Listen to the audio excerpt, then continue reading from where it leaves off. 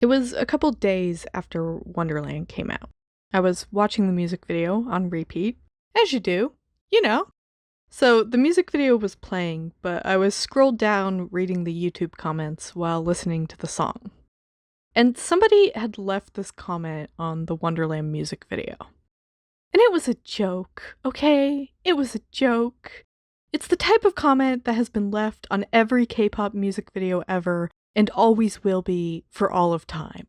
Like, I just need you to grasp the level of mundanity of this YouTube comment compared to the level to which, unbeknownst to me, it was about to ruin my life. The comment said something like, ha ha ha, Hangjun and Mingi switched hair colors. That was the joke. Because if you watch Wonderland, Hangjun has blue hair and Mingi has red hair. But if you go back, Hangjun has red hair and Mingi has blue hair. Ha ha ha. Hangjun and Mingi switched hair colors. And I read this comment and thought to myself, okay, but there have been so many members with red and blue hair. And I started listing them all in my head, and I was like, that's kind of a lot.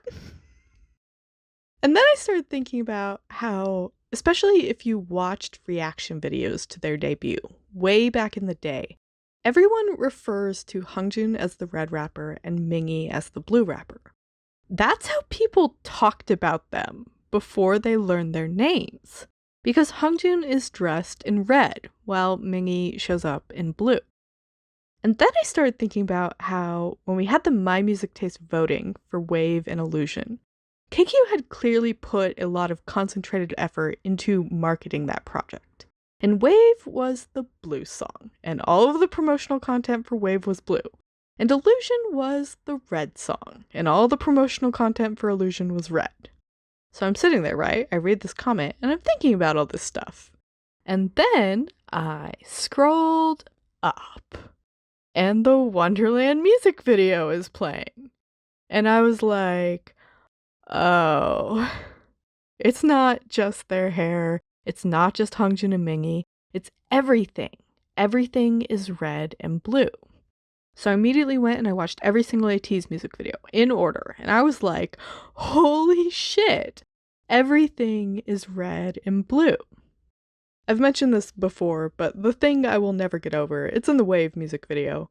We have Yono, who has blue hair. He's got a red and blue bracelet. He's in the red convertible with the blue interior details, and it's all set against the blue backdrop of the sky.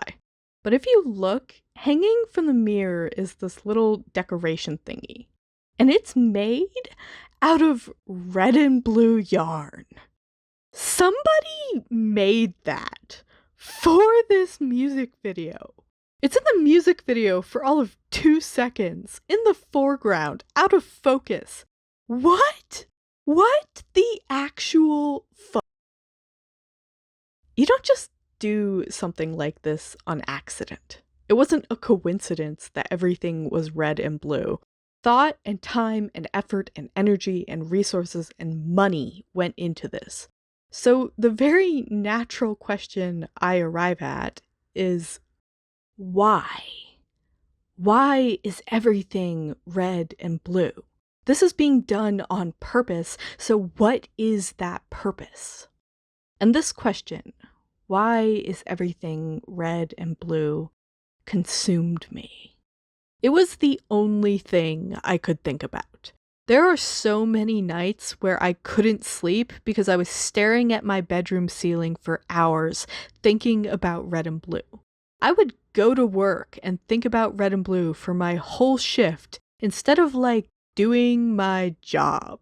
I had spreadsheets tracking when various things were red or blue. The notes app of my phone was nothing but a cesspool of half-coherent observations about red and blue, shoes, jewelry, lighting, stage design, concept photos, these fuck-ass rocks. I analyzed every single line of lyrics. I watched everything they'd ever released over and over and over again. When KQ started putting out the diary entries, I first read them, not because I was like, ooh, fun story. I read the diary entries because I was like, there's information in there about red and blue. And there was. And I think it took me a year and a half of thinking about it. before I finally came up with an answer that felt right, that felt accurate and satisfying, something that really felt like an answer to the question, why is everything red and blue? What I eventually settled on is that it's not just red and blue. Red and blue are a pair of opposites, but there is a whole cacophony of opposites through which you can view Ateez content. I could have fixated on any pair of opposites and arrived at the same conclusion. So, for instance, I was increasingly becoming obsessed with day and night. Why? Because day and night are red and blue things. I was increasingly becoming obsessed with hot and cold, because hot and cold are red and blue things. You can keep going. And I did. And you can align countless pairs of opposites into these opposing spheres, and they all interconnect and relate to each other in complex ways. But there's this extremely special thing that happens here, when you combine two opposites. And that thing is treasure. This is not a story about red or blue, day or night, hot or cold, world A or world Z. It has always been a story about treasure. And in my opinion, if you search for the answer to anything in Ateez content for long enough, you'll eventually find yourself at treasure.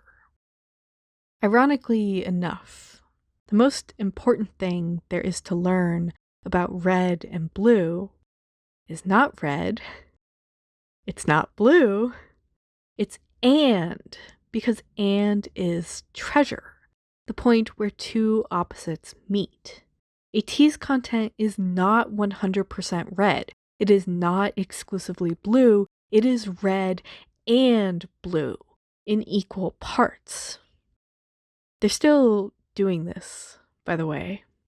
Everything is still red and blue. I don't think KQ is nearly as strict about it as they were during the Treasure series, but it's definitely there if you look for it. You can see it in the relationship between Lemon Drop and its opposite in your fantasy. You can see it in these Golden Hour 3 concept photos, where half are red-toned and half are blue. We now have the blue convertible, which contrasts with the iconic red convertible. These two paint cans in the birthday music video, well, one of them is red and the other is blue. And so on, and so on, and so on. Ateez is on a journey to turn their dreams into reality. Dreams are a blue thing, reality is a red thing. Ateez treasures a tinny. Ateez is a red thing, a tinny is a blue thing, with treasure in the middle.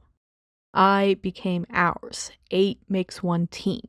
Being alone, I, me, mine, those are all red words. Versus being together, we, us, ours, those are blue terms. But becoming, making, growing, living, what happens between the beginning and the end, that's treasure.